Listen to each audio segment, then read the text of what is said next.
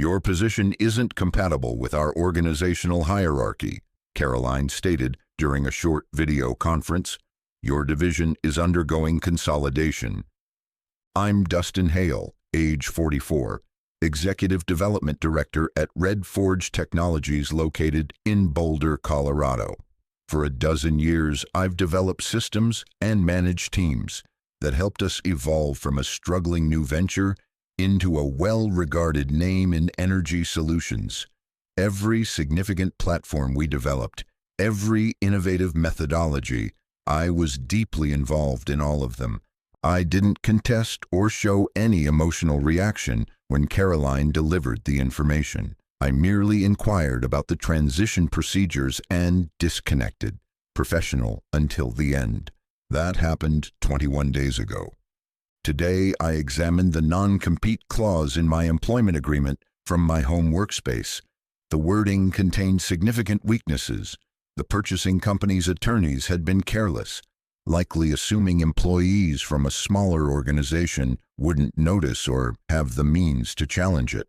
Their oversight, my advantage. My phone vibrated with another text from Jason, our principal system architect, the fifth engineer to contact me since the buyout announcement. Your predictions about the new leadership were correct. They're dismantling the innovation pipeline. Are you still contemplating that venture we discussed? I placed my phone down without answering. Not yet. Timing was crucial. The acquisition had been celebrated throughout the industry. Triumph Energy Corporation, a Fortune 500 giant, absorbing our promising young company. The media release praised our complementary capabilities and common vision. Caroline Vega, their newly appointed executive for our division, had guaranteed minimal disruption. We value the talent that built Red Forge. Empty promises. The initial terminations occurred within 8 days.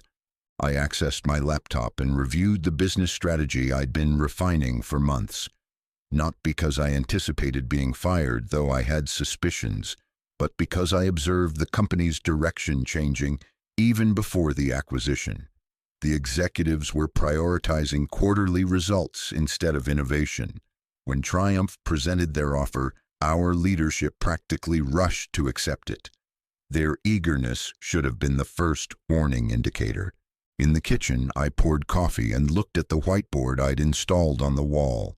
It displayed the names of Red Forge's primary clients, their challenges, and the solutions our team had created. Solutions that would soon be dismantled by people who didn't comprehend them. Below the client names was a list of 5 engineers, the top minds at Red Forge, individuals I had personally mentored, people who were now privately asking me what was next. I hadn't responded yet because my strategy wasn't completely prepared, but it would be soon. I became part of Red Forge when it consisted of just 11 people, operating from a converted warehouse. The founder, Harold Thompson, had a vision for revolutionizing commercial energy monitoring systems, but lacked the technical framework to implement it. I developed that framework, creating our first viable product, working 80-hour weeks while my marriage gradually collapsed under the pressure. "You're married to that company," my ex-wife remarked during our final argument. She wasn't incorrect. For over a decade, I turned down offers from larger competitors offering better pay and benefits. Harold made me feel valued. "This is your company too, Dustin," he would say. We didn't have formal equity agreements, a mistake I now recognize, but there was always the promise that loyalty would be rewarded when the company succeeded. Then Harold developed health issues 3 years ago, and his son Tyler took control. Tyler had earned his MBA from a prestigious university, but lacked his father's passion for the work. He concentrated on making Red Forge attractive for acquisition rather than building something enduring. The culture shifted. Quarterly metrics replaced innovation goals. When I voiced concerns during executive meetings, Tyler would nod politely and change the subject. "We'll circle back to that, Dustin," became his standard response. We never did. 6 months ago, I overheard Tyler in the conference room with two Triumph executives discussing which teams would be redundant after the acquisition. My department topped their list. That night, I began outlining what would eventually become the blueprint for Pinnacle Dynamics, a competing firm built on everything Red Forge was abandoning. I kept my intentions private, continued performing excellently, and waited. If they decided to retain me, I would remain loyal. If not, I had an alternative prepared. The first indication that my position was truly at risk came when Caroline scheduled individual meetings with each department head except me. Then I was excluded from strategic planning emails. Finally, Matthew from Human Resources requested just a quick chat about my team structure. Still, I updated documentation, trained junior engineers, and made myself indispensable, or so I believed. 2 days before my termination, Caroline requested access to my project archives and development roadmaps. I provided everything promptly and thoroughly, professional until the end. When the Zoom call occurred, it lasted exactly 7 minutes. She didn't know that while she was explaining my severance package, I was already messaging Jason. Time to discuss that project. Dinner at my place tomorrow, 7 p.m. 5 engineers arrived. They all shared the same story. Marginalized by new management, innovations shelved, concerns dismissed. They were waiting for someone to build something better. The moment that truly crystallized everything was watching Caroline's first company-wide presentation 6 weeks after the acquisition, with 47 people already terminated. She stood on the stage that once showcased our technical achievements and unveiled Triumph's integration roadmap. Red Forge's systems will be phased out over 18 months, she announced, as we transition to Triumph's enterprise architecture. The architecture she mentioned was outdated by at least 3 years. Our team had developed solutions specifically because Triumph's approach couldn't handle the complexity modern clients demanded. Now they were discarding our innovations to force-fit their existing framework. In the audience, I observed the remaining engineers exchange glances. They understood what this meant. Years of work erased, client needs ignored.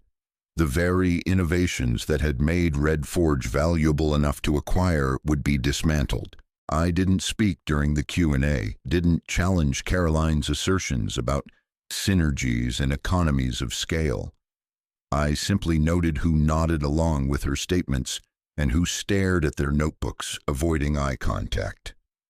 After the meeting, I walked to my car in the parking garage, sat there for almost an hour, engine off, thinking.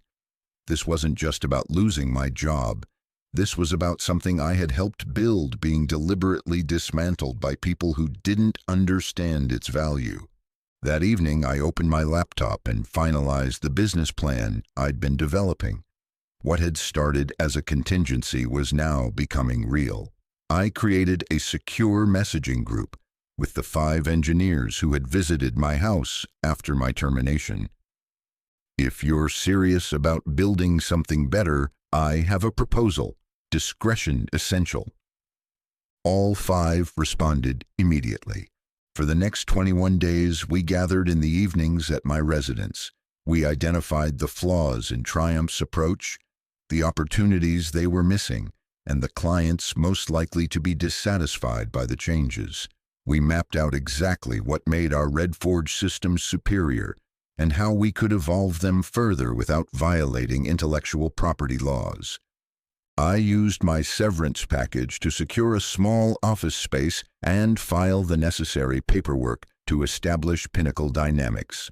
The company name was deliberately chosen to evoke elevation, rising above what Red Forge had become. The day after receiving my final paycheck from Triumph, I received a message from Tyler Thompson. Heard you might be starting something. We should talk before you do anything hasty. I didn't respond. There was nothing to discuss. The time for conversations had passed weeks ago when Caroline decided my 12 years of contributions aligned with nothing in their corporate structure. Instead, I sent a different message to my team of 5. Office space secured, legal documents ready, timeline accelerated. Are you ready to resign tomorrow? 5 variations of yes came back within minutes. I closed my laptop and looked at the framed photo I kept on my desk. The original Red Forge team from 12 years ago. Harold's arm around my shoulder, both of us grinning at the first working prototype. "This one's for you, Harold," I said quietly. "We'll build it right this time." 3 months after launching Pinnacle Dynamics, we secured our first major client, Vestrol Manufacturing, a mid-sized production facility that had been using Red Forge systems for years. Their operations director, Anthony, had worked closely with me on customizations for their specific energy management needs. "Triumph's integration team doesn't understand our requirements," Anthony explained during our pitch meeting. "They keep trying to fit us into their standard package." We demonstrated our new platform, built on Red Forge's core principles but with significant improvements. Anthony signed a contract the same day. 2 days later, I received a certified letter from Triumph Energy's legal department, citing breach of non-compete agreement and theft of proprietary information. They demanded immediate cessation of operations and threatened litigation. I had anticipated this. Our attorney, Eleanor Winslow, reviewed the letter and confirmed what I already knew. Their non-compete is poorly constructed. They reference energy management solutions too broadly, and they have no evidence of proprietary theft because there isn't any. Still, fighting a Fortune 500 company would drain our limited resources. I decided to approach the situation directly, requesting a meeting with Caroline. She agreed, perhaps believing I would be intimidated. We met at Triumph's gleaming downtown office, the Red Forge logo now relegated to a small corner of the reception area. "You understand this can't continue," Caroline said as soon as we sat down. "Your company directly competes with technology you helped develop while employed here." "The technology I developed while employed here is being phased out according to your own integration roadmap," I replied calmly. "And my non-compete specifically prohibits using Red Forge's proprietary systems, which we aren't. Pinnacle's architecture was built from the ground up." Caroline's expression tightened. "Regardless, you've violated the spirit of the agreement, and you've poached our employees." Former employees who left voluntarily after the acquisition changed their roles. She leaned forward. "Dustin, let's be practical. Triumph has virtually unlimited resources for litigation. You have 3 months of operating capital. Why put yourself through this? We could bring you back as a consultant during the transition. 2-year contract, excellent compensation." There it was, the trap. They didn't want to reinstate me, they wanted to bind me legally while they neutralized any competitive threat. "I appreciate the offer," I said, standing up, "but I'll take my chances with Pinnacle." That afternoon, Triumph escalated. They contacted Vestrol Manufacturing and 2 other potential clients, warning them about potential legal issues with Pinnacle's technology. Anthony called me immediately. "They're threatening to audit our existing systems and void our maintenance agreements if we work with you," he said, frustration evident in his voice. "We can't risk that disruption right now." Within 24 hours, we lost all 3 prospects. Our runway suddenly shortened from months to weeks. The team gathered in our small office that evening, faces tense. They looked to me for direction. "They're playing hardball," I acknowledged, "but they've made a strategic error." I pulled up an email I'd received that morning from Harold Thompson, Red Forge's original founder. He'd been silently watching the acquisition unfold from retirement. "Dustin, I've been following what's happening. Triumph didn't just acquire Red Forge's technology, They acquired its problems too. Call me. I think we can help each other. I looked at my team. Triumph is so focused on crushing us that they're neglecting their integration. We know the weaknesses in Red Forge's original architecture better than anyone. Harold says they're already experiencing system failures with key clients. Jason nodded slowly, understanding dawning on his face. And those clients will need solutions fast. Solutions Triumph can't deliver in time. Exactly, I said. They're trying to bury us in legal threats while their technical foundation crumbles. We don't need to fight them directly. We just need to be ready when their clients start looking for alternatives. The meeting with Harold changed everything. We met at his lake house outside Boulder, away from corporate eyes. At 72, he moved more slowly than when we worked together, but his mind remained sharp. They didn't just buy Red Forge for the technology, Harold explained, spreading documents across his dining table. They bought it for the client contracts, specifically the Meridian Energy Group account. Meridian was our largest client, a regional utility provider serving 3 states. Their contract alone represented 30% of Red Forge's annual revenue. What Triumph doesn't understand is that Meridian's infrastructure requirements are unique, Harold continued. Their grid management system was customized extensively. You led that project, Dustin. I nodded. 4 years of development nearly burned out my entire team getting it right. Harold slid a confidential memo across the table. Internal Triumph communications, forwarded by a board member who remained loyal to him. They're promising Meridian's seamless integration while planning to force them onto standard Triumph architecture. The timeline is impossible. The memo outlined a 6-month migration schedule for a system that had taken us 4 years to build. Even worse, it dismissed specific requirements as unnecessary customizations that would be standardized. Meridian's CEO doesn't know yet, Harold said quietly. But when they begin implementation and the limitations become clear, I finished his thought. Meridian will face service disruptions, possibly regulatory issues if they can't maintain required reporting. Exactly. And here's what Triumph doesn't realize. The contract I negotiated with Meridian includes performance guarantees, significant penalties for systems that don't maintain 99% uptime. This was the piece I hadn't known. Triumph hadn't just acquired our company. They'd inherited obligations they couldn't fulfill. No wonder they were so aggressive about shutting down Pinnacle. They feared we might approach Meridian before their integration failures became evident. But there was something else in Harold's expression, a personal edge to his involvement. Why are you helping us? I asked directly. Triumph paid you well for the acquisition. Harold's gaze hardened. They did. Then they used clauses in the agreement to devalue the final payment based on integration costs. Tyler didn't understand what he was signing. The deal that made headlines? We received about 60% of that figure, and my son's stake was wiped out entirely. There it was. Triumph had manipulated the acquisition to pay less than promised, using complex financial mechanisms that Tyler hadn't detected. They hadn't just discarded the Red Forge team. They'd cheated the founders, too. Does Tyler know you're talking to me? I asked. Harold shook his head.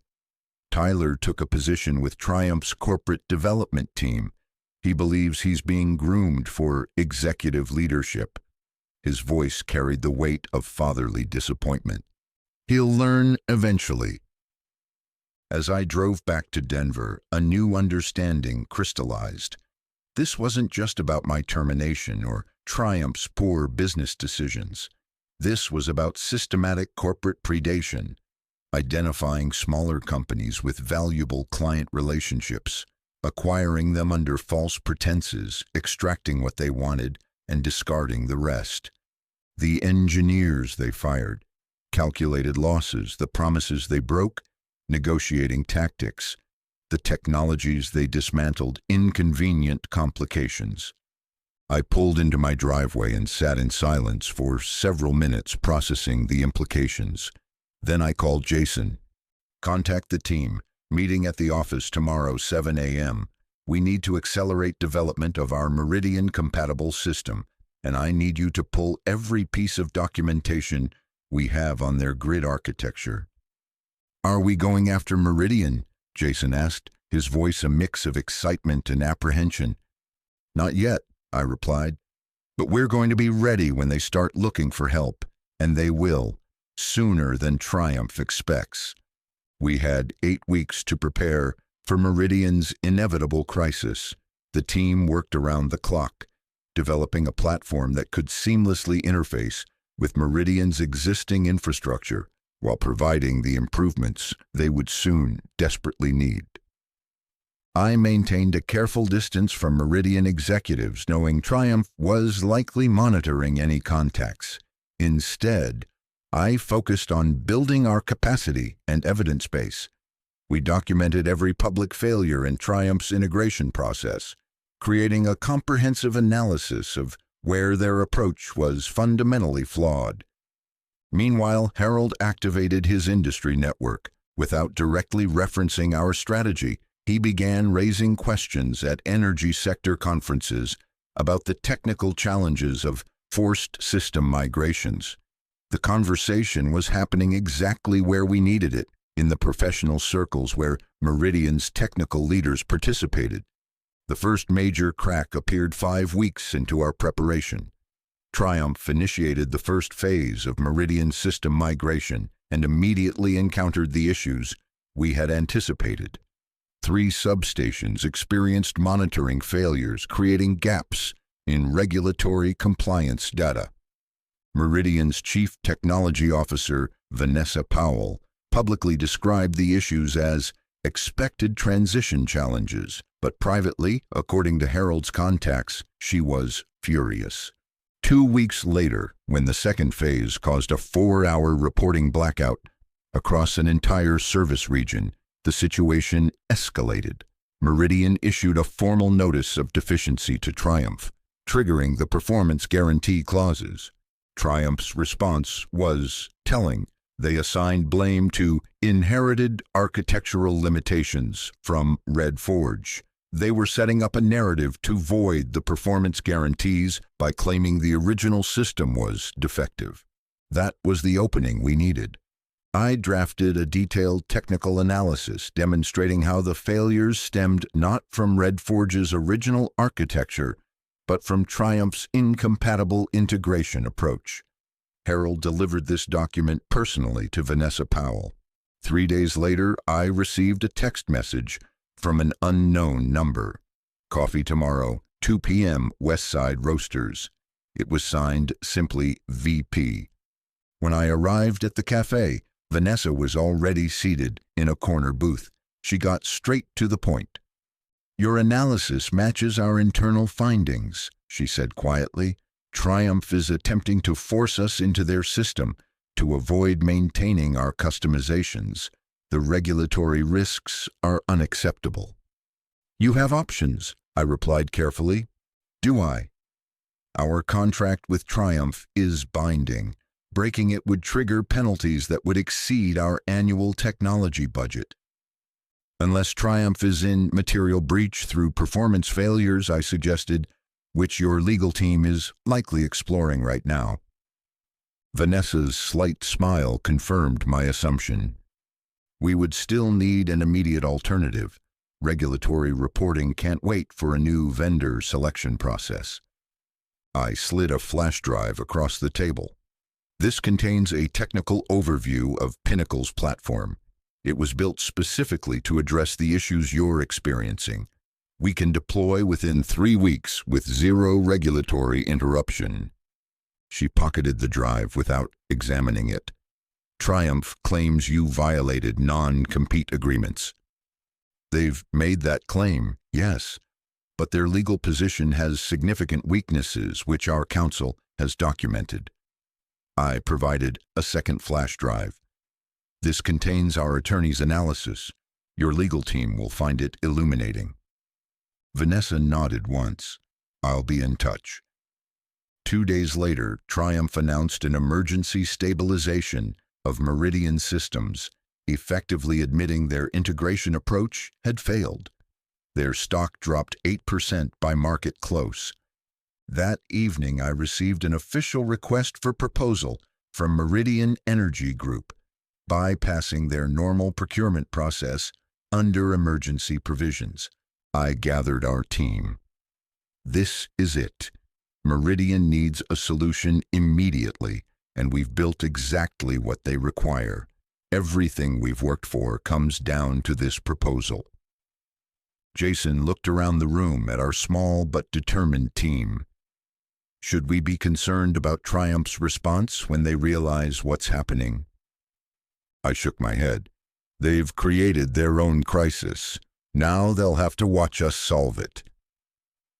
The Meridian board meeting was scheduled for 10 a.m. on a Thursday. By 10:45, my phone rang. Unanimous approval, Vanessa said without preamble. Expedited contract execution. We need implementation to begin Monday. Within the hour, our attorney confirmed the contract was clean. No hidden clauses or traps. Meridian had agreed to our full implementation fee, plus a 3-year maintenance agreement. The numbers were substantial enough to secure Pinnacle's future for years. More importantly, the contract included a specific indemnification against Triumph's potential legal claims. Meridian's attorneys had reviewed our position and confirmed what we already knew. Triumph's non-compete claims couldn't stand up to serious scrutiny. The news hit the industry by mid-afternoon. Triumph's stock dropped another 12%. Their legal team immediately filed for an emergency injunction to block our contract. The hearing was scheduled for Monday morning, the same day our implementation was set to begin. When we arrived at the courthouse, Triumph had 4 attorneys present, led by their chief counsel. Caroline sat behind them, her expression tight with controlled anger. The judge reviewed the filings efficiently, then looked directly at Triumph's team. Your non-compete agreements appear to prohibit using proprietary Red Forge systems, but evidence suggests Pinnacle developed independent architecture. Furthermore, Meridian's filing demonstrates urgent public interest in maintaining utility service reliability. She denied the injunction without further deliberation. As we exited the courtroom, Caroline intercepted me in the hallway. This isn't over, she said quietly. Triumph doesn't lose. I met her gaze steadily. This was never about winning or losing. It was about building something that actually works. I walked past her to where my team waited. Together we left to begin the implementation that would secure both Meridian Systems and Pinnacle's future. The quiet victory felt complete. 18 months after the Meridian contract, Pinnacle Dynamics had grown to 27 employees. We occupied the entire floor of a building in downtown Boulder, with views of the mountains that had witnessed both my professional collapse and resurrection. The Meridian implementation had been flawless, completed ahead of schedule with 0 service interruptions. Word spread through the industry. 4 more major clients migrated to our platform within a year. Triumph eventually abandoned their legal pursuit, focusing instead on containing the damage to their energy division. Caroline Vega was reassigned to a subsidiary in another state. Tyler Thompson departed for a startup incubator, wiser for the experience. Harold occasionally stopped by our offices, pride evident, as he watched a vision reborn. He never officially joined Pinnacle, but his guidance remained invaluable. On the 2nd anniversary of my termination, I received an unexpected email from my former boss at Red Forge, the person who had hired me 12 years earlier. You built something better than we ever could have, he wrote. Several of us saw it coming but couldn't prevent the acquisition. Some victories take time. I closed my laptop and walked to the conference room, where our team was celebrating the completion of a new module. These were no longer just colleagues. They were partners who had taken the same risk I had, believing that competence and integrity would eventually outperform corporate politics. Later that evening, I stood alone on my deck at home, watching the sunset paint the mountains. The bitter taste of betrayal had faded, replaced by something unexpected: gratitude. Without Triumph's arrogance, without Caroline's dismissal, Pinnacle might never have existed.